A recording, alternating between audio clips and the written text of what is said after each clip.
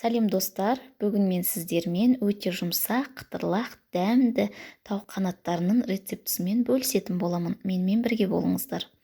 Бұл үшін бізге қажет заттар: тауық қанаттары, кукурузный хлопья, паприка, ұн және 2 жұмыртқа. Тауық қанаттарын дәл осылай етіп, ортасынан бөліп аламыз. Содан кейін қазанға салып, үстіне қажетінше су құйып, дәміне қарай тұз салып, жарты сағат көлемінде қайнатып аламыз. Құрғақ ыдысымызға 2 жұмыртқа, 1 ас қасық паприка, 1 шай қасық тұзды салып араластырамыз.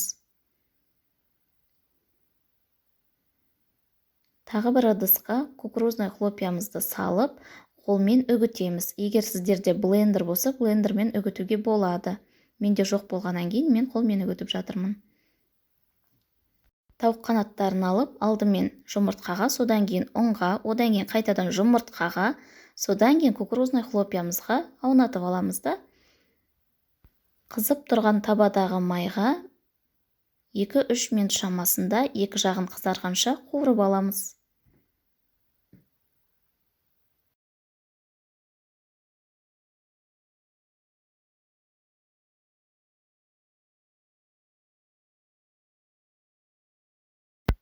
Міне біздің қытырлақ әрі дәмді тауық қанаттарымыз дайын болды.